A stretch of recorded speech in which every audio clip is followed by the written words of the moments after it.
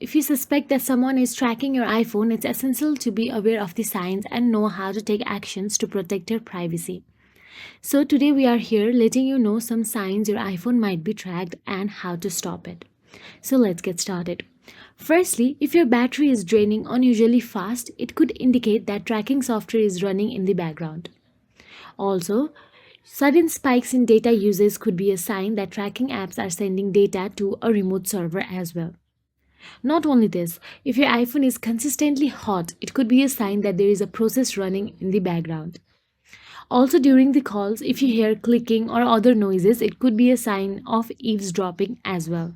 Also, if you notice that the camera or microphone indicator light on your iPhone is on when you are not using any apps that should be accessing these features, then it could be a sign that your phone is being monitored or tracked. The green light appears when an app is actively using your camera, and orange light appears when an app is using your microphone. So now, in order to stop all this, go to the settings app on your mobile device, scroll down, tap on the privacy and security option available there. Now inside privacy and security, tap on the location access or location option in the top. And once you tap on the location, if you see any suspicious app or any app using your location that you doubt of, then simply tap on it. And after you tap on it, you'll get to see the location option available and tap on the never option in there. Or if you want to remove the app, then simply remove it as well. Now for the another one, go back to the settings again, and now inside settings, scroll down and look for the screen time option available there and simply tap on it.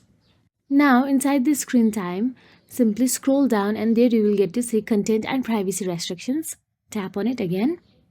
And if you notice that the content and privacy restrictions is toggled on, then simply toggle the switch off. Now after all that, go back to the settings again. Now scroll down and tap on the Safari option available there. And now inside Safari, scroll down again.